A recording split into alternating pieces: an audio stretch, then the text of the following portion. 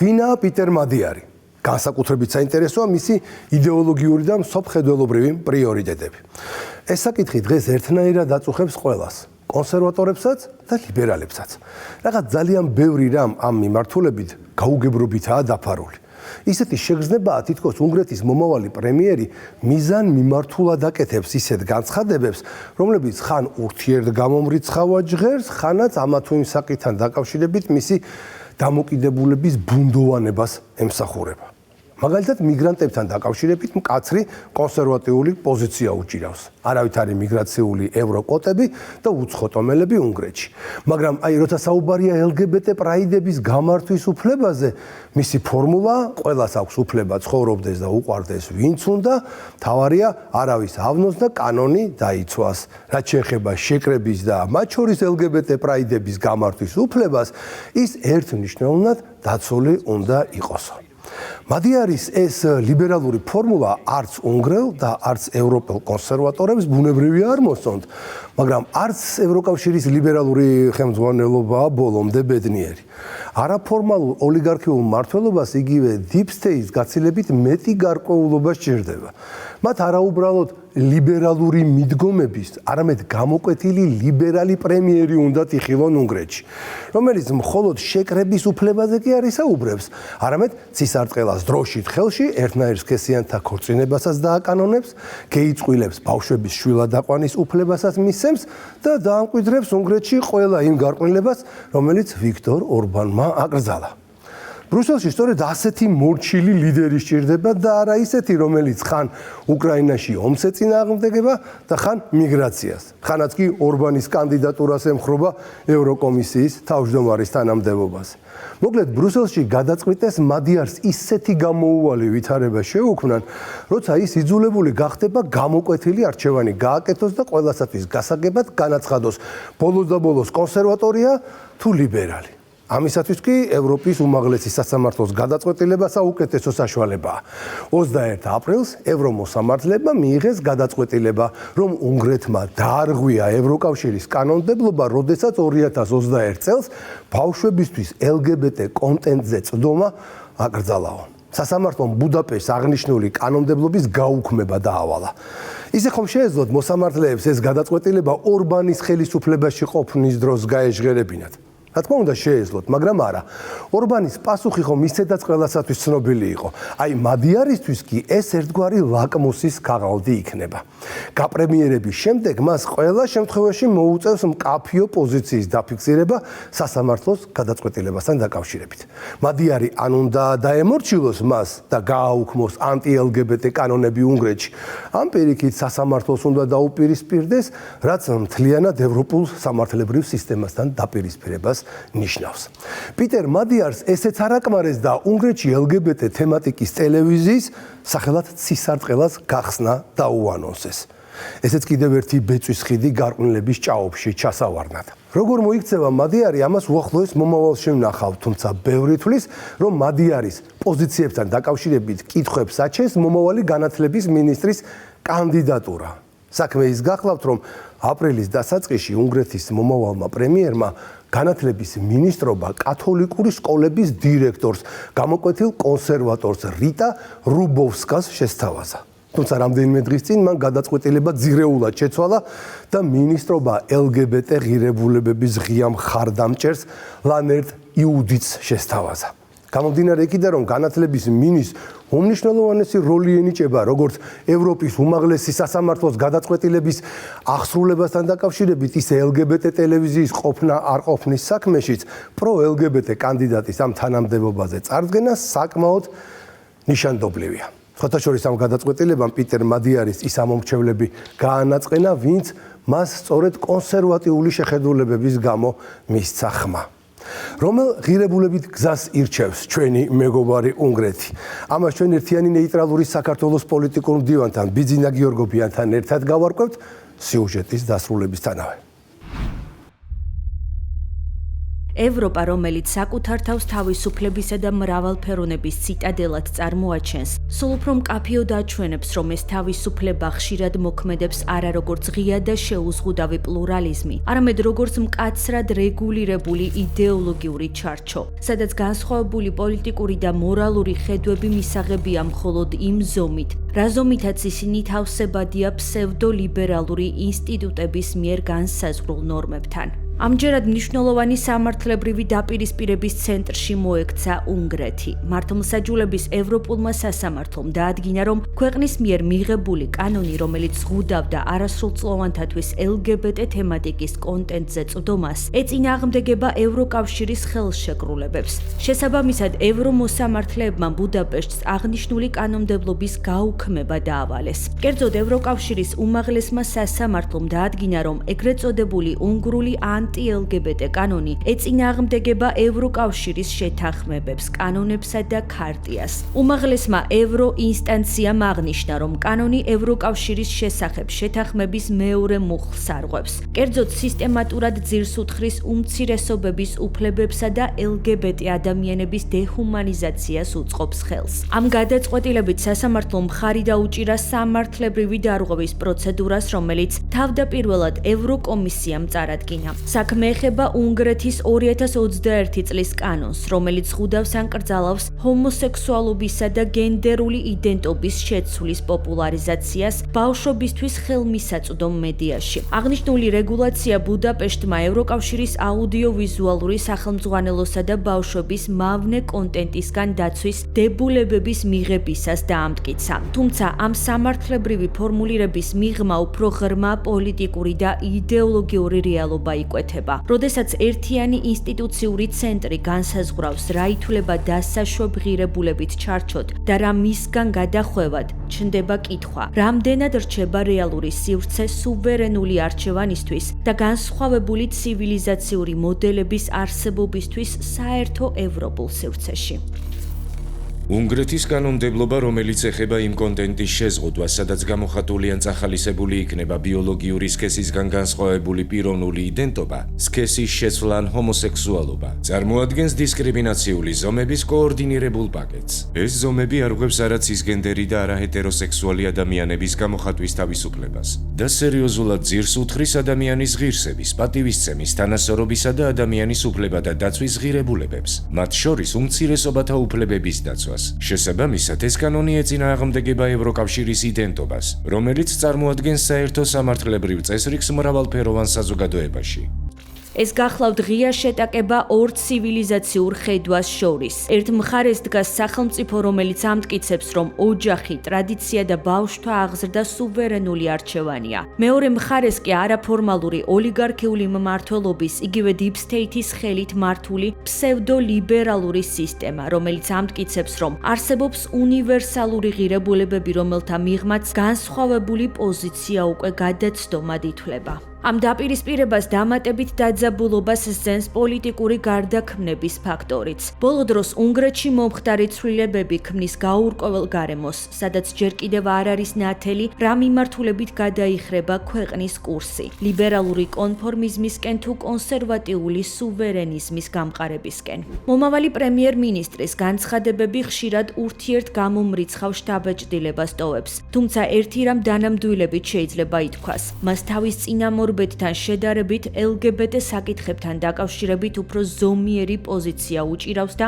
კონკრეტულ პოლიტიკურ რეფორმებზე მეტად ინდივიდუალურ თავისუფლებაზე ამახვილებს ყურადღებას.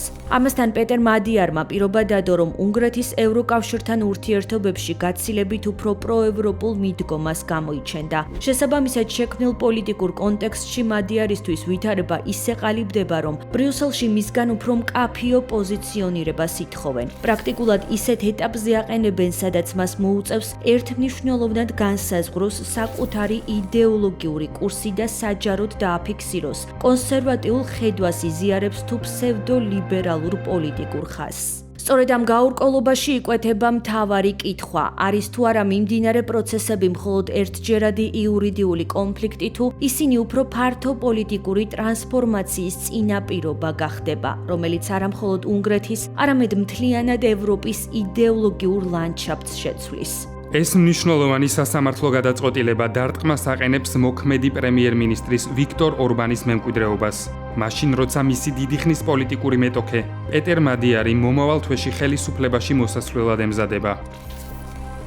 ბრიუსელის პოლიტიკური მანქანა უკვე ამოქმედებულია. ჩვენმა პატრიოტულმა მთავრობამ უნგრელი ბავშვები დაიცვა აგრესიული LGBTQ პროპაგანდისგან. ახლა ბრიუსელის იმპერია კონტრშეტევაზე გადადის. ჩვენ არ დავნებდებით და გავაგრძელებთ ბრძოლას ევროპის სულისთვის. ევროკავშირის მართლმსაჯულების სასამართლოს დადგენილებიდან მალევე უნგრულ მედიაში კიდევ ერთი სენსაციური საკითხი გავრცელდა. უნგრეთში LGBT სატელევიზიო არხის ჩაშვება იგეგმება სახელწოდებით ცისარტყელა, რომელიც მთლიანად LGBT თემატიკაზე იქნება ფოკუსირებული. გავრცელებული ინფორმაციით არხი 24 საათიან ფორმატში იმუშავებს და მის პროგრამაში მოიაზრება როგორც გასართობი და კულტურული შინაარსი, ასევე დოკუმენტური და თემატური გადაცემები, რომლებიც LGBT მიმართულებას შეეხება. პროექტის უკანმდგომი მეწარმის ვინაობა ამ ეტაპზე გასაიდუმლოებულია, თუმცა მათ საჭირო დოკუმენტები უკვე წარუდგინეს მედიისა და კომუნიკაციების ეროვნულ სააგენტოს. ამ კონტექსტში ახალი არხის შესაძლო გაშვება კიდევ უფრო აძლიერებს შთაბეჭდილებას, რომ უნგრეთში შესაძლებელია დაიწყოს ტრანსფორმაციის პროცესი, რომლის ფარგლებშიც საზოგადოებას მორალური და სოციალური ჩარჩოების აქტიურ გადაფასებას აიძულებენ. უნგრეთს მალე ახალი მთავრობა ეყოლება ტისას ლიდერ პეტერ მადიარის ხელმძღვანელობით. თუმცა ვითარება უკვე იცვლება და ახალი LGBTQ თემატიკის ონლაინ ტელევიზია სახელწოდებით ცისარტყელა იქმნება, რომელიც LGBTQ თემზე ორიენტირებულ პროგრამებს 24 საათის განმავლობაში გადასცემს. პეტერ მადიარის ხელმძღვანელობით უნგრეთი ნამდვილად განსხვავებული იქნება და LGBT ტელეარხის გაშვება შესაძლოა მხოლოდ დასაწყისი იყოს.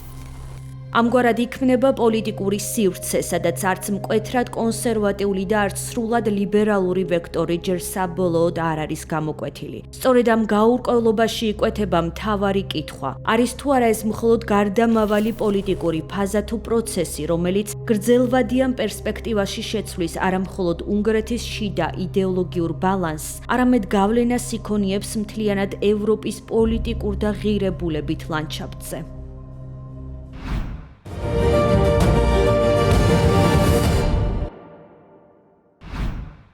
ლიბერალიზმის ანატომიაში ახლა სტუმართან საუბრის დროა და ჩვენი გადაცემის სტუმრად მოვიწვიეთ დღეს ერთიანი ნეიტრალური საქართველოს პოლიტიკური მდივანი ბატონი ბიძინა გიორგობიანი. გამარჯობა. ბატონი ბიძინა, გამარჯობა. ძალიან დიდი მადლობა რომ დღეს ჩვენი სტუდიის სტუმარი ბრძანდებით. ბატონი ბიძინა, მე პირადად რთულად მახსენდება ისეთი შემთხვევა და ისეთი ზეწოლა რომელიმე ევროკავშირის ქვეყანაზე, ევროკავშირის ხელმძღვანელობის მხრიდან, რასაც დღეს უნგრეთი განიცდის. იმიტომ რომ პრაქტიკულად ეს პიტერ მადიარი ჯერ პრემიერ-მინისტრის არ გამხდარა, ძალიან სერიოზული შტურმი მიმდინარეობს მასზე. აგერ ევროპის მართლმსაჯულების სასამართლო პრაქტიკულად აუქმებს უნგრულ კანონებს, სანაცვლოდ LGBT ტელევიზიის გახსნას თავაზობს. ისიც ეს ყველაფერი რაღაცნაირად აღარ გავს უკვე, მხოლოდ უცხო ქვეყნის რაღაცა შაშინაო საქმეებში ჩარევას. ეს რაღაც პირდაპირ ემსგავსება სუვერენიტეტის გაუქმებას.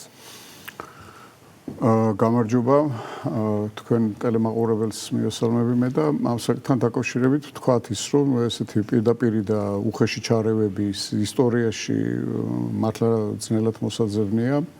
თუ არ გავითვალისწინებთ სულ რაღაც 1 წლის თუ წელიწადახევრის წინანდელი ისტორიას, რომელიც იყო რუმინეთში, არჩევნებთან დაკავშირებით, სადაც პირდაპირ გააუქმეს რუმინეთის არჩევნების შედეგები და მეორე ტურში იცით ყველას, ახლა აღარ გავიმეორებ, ყველასთვის ცნობილია რაც მოხდა იქ. რაც შეეხება ახლა თვითონ პიტერ მადიარის შემთხვევას, აქ ჩვენ უნდა ვთქვათ ის, რომ ახლა კი არ წაუყენეს ეს მოთხოვნები, როგორც კი ნახეს, რომ საკონსტიტუციო უმრავლესობა ჰქონდა მას, არჩევნების მეორე დღეს, მესამე დღეს იყო, ბრიუსელიდან მან მიიღო 27 მოთხოვნა და არა დაუშვათ რაღაც წინადადება. ანუ ეს მოთხოვნები ჩამოყალიბებული იყო, ბრიუსელში ეთყობა დიდი ხანი ემზადებოდნენ ამისთვის, უკვე ჰქონდათ განსაზღვრული, რომ მადიარის გამარჯვების შემთხვევაში რა უნდა განხორციელებულიყო, რა ცვლილებები უნდა განხორციელებულიყო უნგრეთში და ჩამოწერილი ქონდათ. ეხლა ეს ერთ დღეში და ერთ საათში არ არის შექმნილი ეს მოთხოვნები, იქ არის ყველა ის მოთხოვნა, რომელიც ფაქტიურად უნგრეთს ართმევს თავის მონაპოვარს, სუვერენიტეტს, ეს პირველ რიგში ეხება მიგრანტებს, შემდეგ ეხება LGBT აქტივისტებს, სკოლაში პროპაგანდას, ახალგაზრდებზე, ბავშვებზე პროპაგანდის აკრძალვას, რომელიც ვიქტორ ორბანის დროს იქნა მიღებული და წინა 10 წლეულის განმავლობაში და მათ ჰქონდათ ეს ყველაფერი ჩამოწერილი და როგორც კი ნახეს, რომ არჩევნები დამთავრდა იმ შედეგით, რასაც მათ ძალიან დიდი ფინანსური და საინფორმაციო საშუალებები შეალიეს ბრიუსელიდან და მხარდაჭერა გამოუცხადეს ამდენი შანტაჟი პრაქტიკულად მილიარდობით ევროს. კი ბატონო და აი ამის შემდეგ უკვე გადავიდნენ იმ მოთხოვნებზე, რომელიც გაეგზავნა მათ. ეხლა პირველ რიგში რას უნდა მივაქციოთ ყურადღება? პირველ რიგში ყურადღება უნდა მივაქციოთ იმას, თუ რომ ესე იგი ეს მოთხოვნა მიგრანტებთან დაკავშირებით განსაკუთრებით ტკივნეულია როგორც ევროკავშირის სხვა ქვეყნებისათვის, ასევე პირველ რიგში უნგრეთისათვის არა, რომელმაც ფაქტიურად ერთადერთი ქვეყანა იყო, რომელმაც თავისი სოციალური ერთობა დაიცვა და არ დაუშვა აქ უკონტროლოდ მიგრანტების შემოდინება. ევროკოტებზე თქვა უარი. დიახ, აი ამ კოტებზე თქვა უარი მიღებაზე, რისთვისაც ის იხდიდა ჯარიმას. ყოველ ესე იგი ყოველ დღიურ და ყოველთვიურ ჯარიმაზე იყო დაყენებული ეს და ძალიან დიდძალი თანხა მიდიოდა ამ ჯარიმის დასაფარად, მაშინ როდესაც ბრიუსელიდან დაბლოკილი ქონდა მას ევროკავშირის სხვადასხვა პროგრამებზე წვდომა და დაახლოებით ეს დაბლოკილი თანხა დღეისათვის შეადგენს 35 მილიარდ ევროს. 35 მილიარდი ევროს გასახსნელად რო დაუშვათ პირდაპირ დაუდეს ესეთი პირობა ბრიუსელიდან პიტერ ვადიერს, რომ თუ გინდათ რომ ეს 35 მილიარდი ევრო იქნას თქვენ განკარგულებაში გადმოცემული, უნდა შეასრულოთ ეს და ეს პირობები. უნდა გააუქმოთ სასამართლოების დადგენილება ეროვნულ დონეზე, ეროვნული სასამართლოების დადგენილება ტოლვილებთან დაკავშირებით, ახალგაზრდების ესე იგი LGBT პროპაგანდის დაუშვათ გარყვნილება მთლიანად ქვეყანაში. დიახ და აქედან უპირველეს ყოვლისა. დიახ, აი ეს მოთხოვნები წაუყენეს მათ უცებ გამზადებული ქონდათ ეს რომ წარადგინოთ უნგრეთის ახალი პრემიერ-მინისტრისათვის, რომელიც ჯერ როგორც თქვენ აღნიშნეთ, უკვე და თქვით, ჯერ არ შესულა ძალაში და არ დაუწყია თავისი მოვალეობის შესრულება. გამომდინარე კიდე რომ ეს ადამიანი ჯერ არ შესულა პრემიერ-მინისტრის უფლებამოსილებაში, აღარ დასკვნების კეთება გასაგებია ცოტა ნაადრევია. თუმცა რაღაცა კონკრეტული ქმედებები, განცხადებები ამ ადამიანს უკვე გაკეთებული აქვს. ისიც ერთმნიშვნელოვნად გამოკვეთილად ჩანს, რომ ძალიან რთული არჩევანის წინაშეა, ხო? ან ისევ უნდა წავიდეს ევროკავშირის ხელმძღვანელობასთან დაპირისპირების გზით, რაც ისევ ამ მილიარდობით ევროს დაბლოკვას გააგრძელებს და უამრავი პრობლემა გარანტირებულია. მეორეს მხრივ უნდა წავიდეს ამ შემთხვევაში თავისი ამორჩევლის ინტერესების ღალატის, ხო? და დაემორჩილოს. ეხლა რაღაცა მადიარს გარკვეული განცხადებები აქვს გაკეთებული, რომელიც ხაზს უსვამს ამ შემთხვევაში მის პრინციპულ პოზიციას, რომელიც არ ემორჩილება ევრო ინტერესებს და ბრიუსელის, ასე ვთქვათ, ევროჩინოვნიკების სურვილებს, მაგალითად იგივე რაც თქვენ ბრძანეთ, იგივე დევნილებთან დაკავშირებით და მიგრაციასთან დაკავშირებით, იგივე იმ უკრაინასთან დაკავშირებით, იმ 27 მოთხოვნიდან 24-ზე უარი თქვა, თვარსტები. მაგრამ გარკვეულწილად იქ განცხადებები, მისი და ქმედებები, ასე ვთქვათ, იწვევს გარკვეულ შეშფოთებასაც, მაგალითად ის რომ LGBT პრაიდთან დაკავშირებით ლოიალური დამოკიდებულება აქვს. ის რომ მაგალითად განათლების მინისტრად საბოლოო ჯამში წარმოუდგენია LGBT აქტივისტი ქალბატონი, რამა ძალიან დიდი უკმაყოფილება გამოიწვია მის ამორჩეველში. აი, მაინც აი ამ ქმედებებიდან გამომდინარე თუ ვისჯელებთ, რა მიმართულებით შეიძლება წავიდეს უნგრეთის აი ეს იდეოლოგიური ასე ვთქვათ, ეს დაპირისპირება, იცით რა, მოდი მივყვეთ იქიდან ჩვენ, რომ საერთოდ ყველაზე უცნაურობა არის სწორედ ის, რომ ბრიუსელი აკეთებს, ბრიუსელი ფაქტიურად არ ცნობს იმ სახელმწიფოების სუვერენიტეტს, თუ შევადარებთ საბჭოთა კავშირს, რაღაც აი რაიონის იმას რაიკომის მდივანს უფრო მეტი უფლებები ჰქონდა საბჭოთა კავშირში, რომელიღაც მივარდნი რესპუბლიკის რაიკომის მდივანს შეიძლება უფრო მეტი უფლებები ქონოდა ვიდრე ვითომცა სუვერენული რომელიმე სახელმწიფოს პირდაპირ ვასალები ჭირდებათ მათ პირდაპირ ჭირდებათ საკუთარი ნების სამსრულებლები ჩვენთან დამოკიდებულებას როგორი აქვთ ყველა ვხედავთ უკვე ჩვენ რომ ჯერ არ შევსრულვართ იმ ევროკავშირში და ითხოვენ სუვერენიტეტის წინასწარ ავანსად დათმობას იმ ქვეყნებისგან რომლებიც შედიან ევროკავშირში და თუ ევროკავშირის რომელიმე ქვეყანაში გამოჩნდება ისეთი ლიდერი როგორიცაა ვიქტორ ორბანი ან სხვა ისეთი ცოტა სხვა პოლიტიკური ფიგურა მის წინააღმდეგ იწყება იქ აღვირახსნილი საინფორმაციო შტურმი და ან კიდე ისეთი ოპერაციები როგორიც ნახეთ ახლა უნგრეთში და რუმინეთში ჩვენ არა ეს მაგალითები ჩვენ ძალიან ბევრ რამეს გვასწავლის და ჩვენი დამოკიდებულებაც უნდა განსაზღვროთ ევროკავშირისადმი აი აქედან. ეხლა თვითონ იქ ახალი ხელმძღვანელობა ეს პიტერ მადიარი როგორ გააკეთებს ამ ამორჩეველს და ბრიუსელს შორის არჩევანი არის მისი გასაკეთებელი უკვე. მის სასარგებლოდ არჩევანი გააკეთა როგორც ბრიუსელის ბიუროკრატიამ, ასევე უნგრელმა ამორჩეველმა. მაგრამ უნგრელი ამორჩევლის ინტერესში რამდენად შედის ის რაც შედის ინტერესში ბრიუსელის ბიუროკრატიისათვის, აი ამათ შორის არჩევანი უკვე უნდა გააკეთოს თვითონ ახალმა პრემიერ-მინისტრმა. ეს ძალიან რთული არჩევანია და ძალიან ძნელია რომ აქედანვე განსაზღვროთ. მან თქვა რაღაც გარკვეულ პირობებზე უარი. ასევე მან წამოაყენა ძალიან საინტერესოდ გუშინ წინ წამოაყენა ესეთი პირობა უკრაინასთან ურთიერთობებში, რომ ის ანკლავი უკრაინაში, რომელიც დასახლებულია უნგრელებით, რომ იქ იყოს დაშვებული უშგოროდის ტერიტორია, რომელიც კარპატისპირეთში, რომელიც და რომ იქ იყოს დაშვებული, ესე იგი, უნგრული ენა და რა პასუხი ექნება ამას ბრიუსელიდან და რა პასუხი ექნება ზელენსკის მთავრობის მხრიდან, რომლის მძევალიცაა ფაქტიურად ევროკავშირი, ფაქტიურად მან ამ ომში ძებლად აიყვანა ევროკავშირი, იმიტომ რომ თვითონ ევროკავშირის გარკვეული ქვეყნების ინტერესს ატარებს ამ ომში და ეს არის პროქსი ომი არა მხოლოდ ამერიკის შეერთებული შტატების მხრიდან, არამედ პირველ რიგში ევროკავშირის წევრების და ბრიტანეთის მხრიდან რა. აქედან გამომდინარე, როგორი იქნება მისი გადაწყვეტილება და რომელს აირჩევს აი ამ ორი არჩევანიდან ის ძალიან ძნელი სათქმელია. ჩემი ვარაუდია, რომ ის მძიმე დათმობებზე წავა, იმიტომ რომ მოუწევს, კი. მოუწევს, ამას მოწმობს არა ის, რომ დაუშვათ განათლების მინისტრად რო აპირებდა იმ კონსერვატორი ქალბატონის წარდგენას და უცებ შეცვალა არაფრის გამო არა, რაღაც ისეთი საფუძველი არ უთქვამს, უცებ წარმოადგენს ვიღაც ისეთი აქტივისტი, LGBT აქტივისტი, რომელიც საერთოდ არაფერ შუაში არ იყო აქ.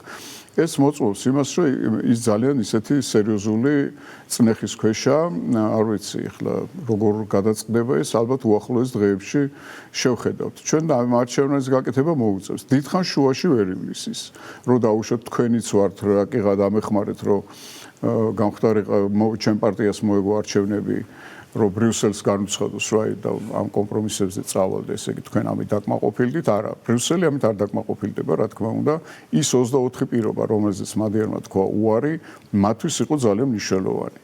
შესაბამისად, ბრიუსელი მას მოსთხოვს ყველა იმ პირობის შესრულებას, რომელიც მას წაუყენეს. გამომდინარე იმ ურთიერთობის და ზეწოლის ფორმებიდან, რომელსაც იყენებს ევროკავშირის ხელმძღვანელობა წევრ სახელმწიფოებთან მიმართებაში.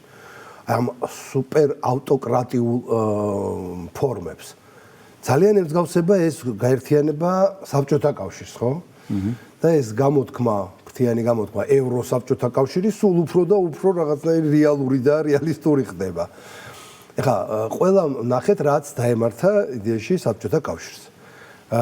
როგორ ფიქრობთ, რა ბედიელის ევროსაბჭოთა კავშირს უახლოეს მომავალში, აი ამ მეთოდების გათვალისწინებით და იმ უკვე ძალიან ბევრი უკმაყოფილების გათვალისწინებით, რაც წევრ სახელმწიფოებში ასეთი მმართველობის მიმართ არსებობს. განსხვავება ძალიან უმნიშვნელოა, იმიტომ რომ იქ საბჭოთა კავშირშიც იყო იდეოლოგიური მომენტი საბჭოთა კავშირის სტანდარტი დამორჩილებოდი, არ დაემორჩილებოდი ეს იყო რაღაც კომუნიზმი, რომ აი კომუნიზმში უნდა შესულიყვნენ და რაღაც ისეთი კომუნისტური მემარცხენე იდეოლოგია აბსოლუტურად და აქაც არის რაღაც ღირებულებები. ეს ღირებულებები მათ გაწერილი აქვთ ისე როგორც საბჭოთა კავშირს ჰქონდა კომუნიზმის სახელმძღვანელოები გაწერილი მარქსის და ენგელსის სრულიად უსაფუძვლო სხვა შორის, მაგრამ რაღაც უკავშირებდნენ ამ მარქსისტულ ფილოსოფიას, რომელიც მერე გადაკეთდა რაღაც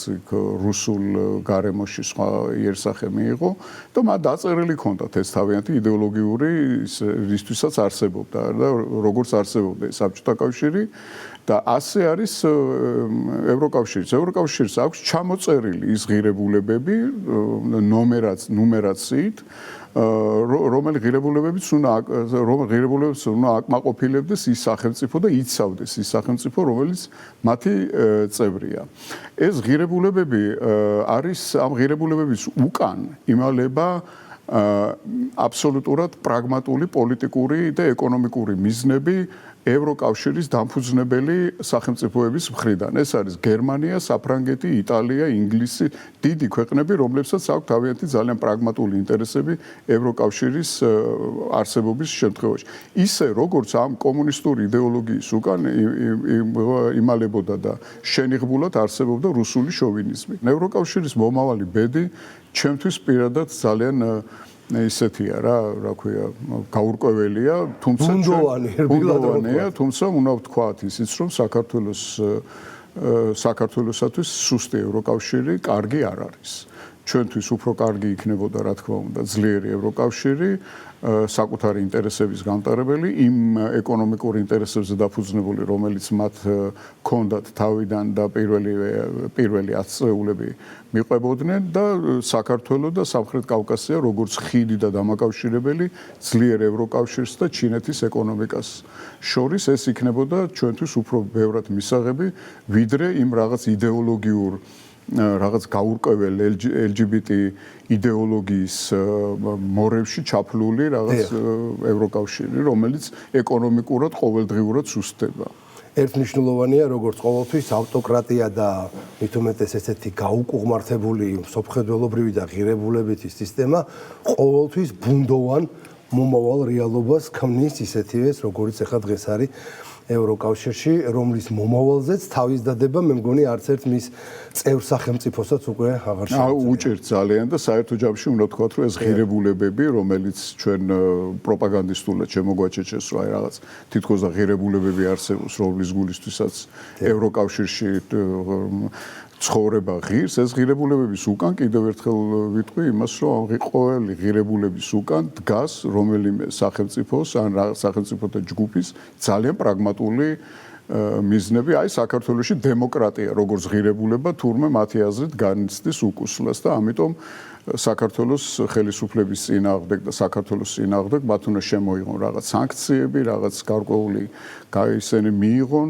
და განახორციელონ რაღაც საქართველოს წინააღმდეგ არ აღიარონ ხელისუფლება, პრეზიდენტად ეწეროთ ვიღაც თვითმარქვია ქალი, რომელიც საქართველოში აღარ ხსოვს არავის. აი ეს ღირებულებები, რასაც ისინი ღირებულებებს ეძახიან, ეს არის ზუსტად ის შირმა, რომლის უკანაც დგას ევროკავშირის პოლიტიკური წრეების ინტერესი, რომ სამხრეთ კავკასიაში მათ ყავდეთ მარიონეტული ხელისუფლება იმ გზის გასაკონტროლებლად, რომელიც მათ ეკონომიკურ ინტერესებში.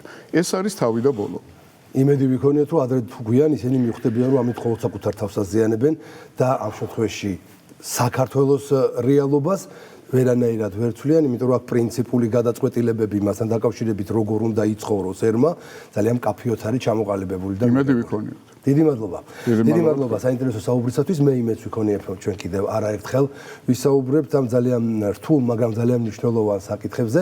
მაყურებელს კი შევახსენებ, რომ დღეს ჩვენი სტუდიის სტუმარი გახდათ ერთიანი ნეიტრალური საქართველოს პოლიტიკური მდივანი ბიძინა გიორგობიანი.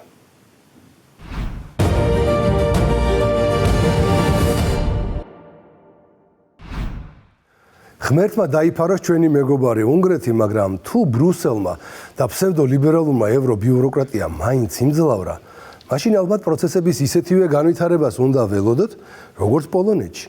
აქ LGBT ჭაობი უკვე აშკარად მუხლებს ზევით იგრძნობა. ყველაფერი კი 2023 წლის საპარლამენტო არჩევნებით დაიწყო.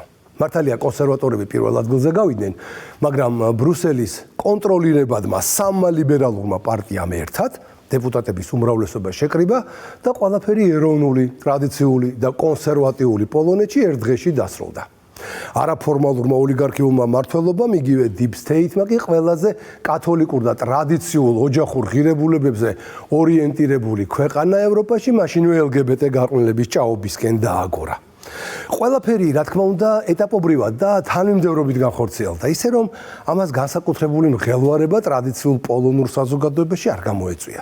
ყველაფერი ბუნებრივია ადამიანის უფლებების გაძლიერების საფარველით დაიწყო. ხომ იცით ამას როგორ ჰქვია? სიზუვილით მოტივირებული დანაშაულების წინააღმდეგ ბრძოლა. უცხოური გრანტებით დაფინანსებულმა უფლებადამცველებმა, სინამდვილეში კი ჩვეულებრივმა NGO აგენტებმა მაშინვე დაიწყეს ჰომოსექსუალების, ლესბოსელებისა და ტრანსგენდერების ინტერესების დამცველ კანონებზე მუშაობა. დონალდ ტუსკის უმრავლესობის წევრებმა კი ამ კანონების დამტკიცება. შემდეგ სქესის შეცვლის საკითხს მიადგნენ. 2024 წლამდე პოლონეთში ადამიანის დაბადებისას მინიჭებული ბიოლოგიური სქესის შეცვლა უკიდურესად გართულებული იყო. წარმოიდგინეთ, სქესის შეცვლის მსურველს საკუთარი მშობლების წინააღმდეგ სარჩელი უნდა შეეტანა, რაც ბუნებრივია არც იურიდიულად და არც მორალურად იოლი გასაკეთებელი არ იყო. ლიბერალური მთავრობის გავლენით პოლონეთის უზენაესმა ადმინისტრაციულმა სასამართლომ კანონის ეს ნორმა გააუქმა, რითაც პოლონელ ტრანსებს საკუთარი სხეულის დასახიჩრების გზაზე კარი ფართოდ გაუხო. სულ რამდენიმე თვის წინ კი ტუსკის მთავრობამ პოლონურ კონსერვატიზმს შეიძლება ითქვას საკონტროლო ტყვია წესროლა.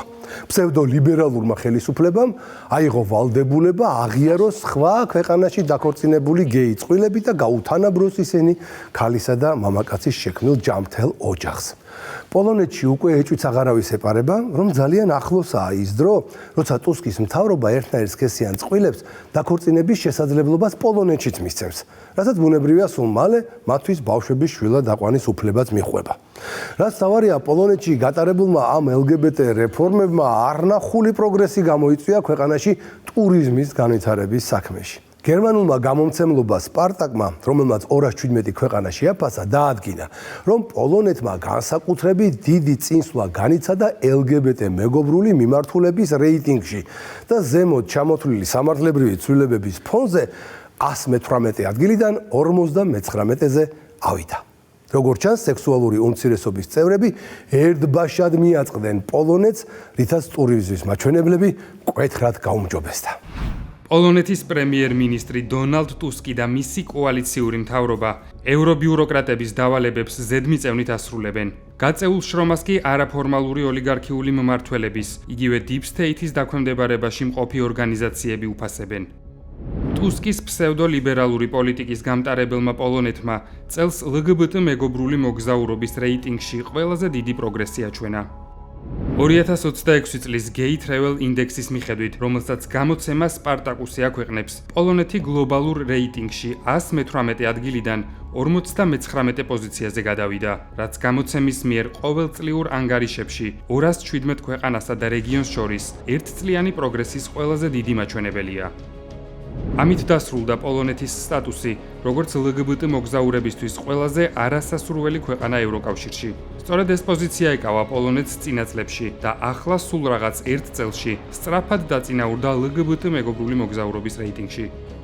გამოქვეყნებულ ანგარიშში აღნიშნულია, რომ პოლიტიკური და სამართლებრივი ცვლილებების შემდეგ, მაგალითად ტრანსგენდერთა უფლებები და მათი სოციალური გარემო საგრძნობლად გაუმჯობესდა. ყოველწლიური ინდექსი, რომელიც 2012 წლიდან ქვეყნდება პოპულარულ პლატფორმა Booking.com-თან პარტნიორობით, სამოგზაურო მიმართულებებს LGBT ადამიანებისთვის სამართლებრივი დაცვის, უსაფრთხოებისა და სოციალური პირობების მიხედვით აფასებს. რამ განაპირობა რეიტინგში პოლონეთის პოზიციის ასეთი ცვლილება? ეს მკვეთრი დაწინაურება ასახავს ბოლო პერიოდის გადაწყვეტილებებს, რომლებმაც ქვეყნის სამართლებრივი გარემო LGBT ადამიანებისთვის არსებითად შეცვალა. საქმე იმაშია, რომ პოლონეთი აიძულეს გაეტარებინა პოლიტიკური და სამართლებრივი ცვლილებები და ამის ფონზე ქვეყანა გლობალურ LGBT სიაში მნიშვნელოვნად დააწინაურეს. ნახოთ დეტალურად, რას ავალებდნენ გარეძალები პოლონეთის პრემიერს და მის მთავრობას და რა შეასრულეს მათ.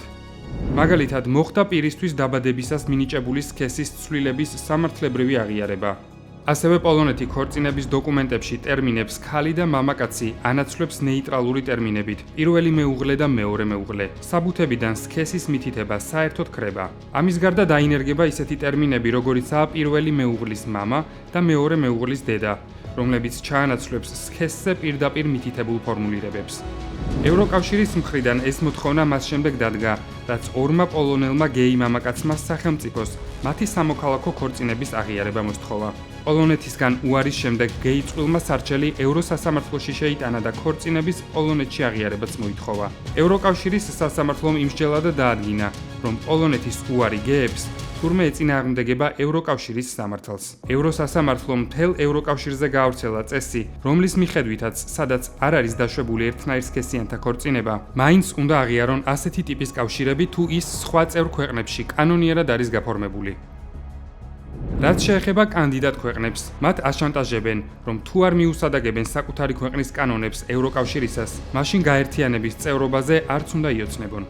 ევროსასამართლოს დადგენილებიდან მალევე პოლონეთის კოალიციურ მთავრობაში განაცხადეს, რომ სამოქალაქო დოკუმენტაციას, როგორიც არის ქორწინების მოწმობა, შეცვლიდნენ, რათა მათი გამოყენება ერთნაირსქესიან წყვილებზეც ყოფილიყო მორგებული. არაფორმალური ოლიგარქიული მმართველობის იგივე Deep State-ის დაქვემდებარებაში მყოფმა პოლონეთის ხელისუფლებამ შესაბამისი ცვლილებები სწრაფად გაატარა და სხვა ქვეყნებში დარეგისტრირებული ერთნაირსქესიანთა ქორწინებებიც ოფიციალურად აღიარა. მართლმსაჯულების ევროპულ სასამართლოს Deep State-ი დიდი ხანია რაც ინსტრუმენტად იყენებს და ქვეყნებს ამ ფორმით აძალებენ საკუთარი მორალის, კულტურის თუ ტრადიციების საწინააღმდეგო გადაწყვეტილებები მიიღონ. პოლონეთის ყოფილმა პრემიერ-მინისტრმა მატეუშ მორავეცკიმ ევროკავშირის სასამართლოს გადაწყვეტილებას ერთნაირსქესიანი ქორწინების აღიარების შესახებ პოლონეთის კანონმდებლობაზე უხეში თავდასხმა უწოდა. პოლონეთის პრეზიდენტი კაროლ ნავროცკი აცხადებდა, რომ ვეტოს დაადებდა ნებისმიერ კანონპროექტს, რომელიც საფრთხეს შეუქმნიდა კონსტიტუციით დაცულ ქორწინების სტატუსს. საბოლოოდ ისე გამოვიდა, რომ ვერც ამჟამინდელმა პრეზიდენტმა, რომლის უფლებამოსილებებიც საპარლამენტო მოწყობის ქვეყანაში ნომინალურია და ვერც ყოფილმა პრემიერ-მინისტრმა ვერ დაიცვეს საკუთარი ქვეყანა Deep State-ის დირექტივებისგან. საბოლოოდ პოლონეთის მთავრობაში მყოფი ფსევდოლიბერალების შრომის შედეგად ქვეყანა LGBT რეიტინგში საგრძნობლად დააწინაურეს. აღსანიშნავია, რომ LGBT მეგობრული მიმართულებების წლიურ რეიტინგში პირველი ადგილი წელსაც, ისევე როგორც წინა წლებში, ისლანდიამ შეინარჩუნა, მას მოსდევს მალტა და ესპანეთი.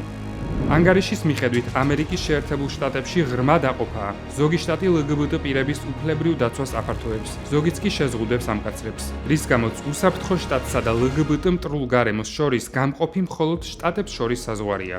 შეიძლება ითქვას, რომ რაც უფრო მაღალ პოზიციაზეა ქვეყანა სხვადასხვა გეი ინდექსებში, მით მეტად არის დაშორებული ტრადიციულ ფასეულობებს. ასე რომ ეს ფაქტობრივად ინდიკატორია ყველასთვის. რაც უფრო უკანა პოზიციაზეა ქვეყანა ასეთ ინდექსებში, მით მეტად ინარჩუნებენ ტრადიციულ ფასეულობებს. მაგალითისთვის, ევროკავშირის ფარგლებში პოლონეთს მკვეთრი წინსვლა აქვს და შესაბამისად, იქ სულ უფრო ძლიერდება კიდეც LGBT დღესწესრიგი. ჯერჯერობით კი კვლავ დაბალ საფეხურებზე არიან რუმინეთი, 67 ადგილი, სლოვაკეთი, 87 ადგილი, ბულგარეთი, 104 ადგილი და უნგრეთი, 123 ადგილი. სადღაც საზღვაო ტურიზმი ყვავის, სადღაც სამთო სათხილამურო, ვიღაცა კულინარიულ ტურიზმს ანვითარებს, ვიღაცა რელიგიურს, მაგრამ პოლონეთში ეს ყველაფერი უკვე აღარ აინტერესებთ. ქვეყანა ყოველწლიურად ასობით 1000 ჰომოსექსუალს, ლესბოსელს და ტრანსგენდერს ელის გაშლილი ხელით. კიდევ ერთხელ ვიმეორებ, რომ სულ რამდენიმე წლის წინ პოლონეთი ევროპაში ყველაზე მორწმუნე, ყველაზე ეროვნული და ყველაზე ტრადიციული ქვეყანა იყო. და ეს უკვე მერამდენე მაგალითია იმისა, თუ რა ემართება ასეთ ტრადიციულ საზოგადოებას არჩევნებზე დაშვებული შეცდომის და ერთი არასწორად გაკეთებული არჩევანის გამო. პოლონელთა უმრავლესობას ცალით-თვალით რომ ენახა, რა მოხვებოდა მათ გაკეთებულ არჩევანს, ალბათ ამდენი გაუკუღმართებული არანორმალურობა არ მოხდებოდა. მაგრამ სამწუხაროდ გზა ხშირად მხოლოდ მაშინ ჩანს, როცა ურემი ამობრუნდება ხოლმე. ყოველ ხუთშაბათ საღამოს 10 საათზე ყურადღებით დააკვირდით ლიბერალიზმის ანატომიას. ის კიდევ უფრო ანალიტიკური, შემეცნებითი და საინტერესო გახდა. დროებით.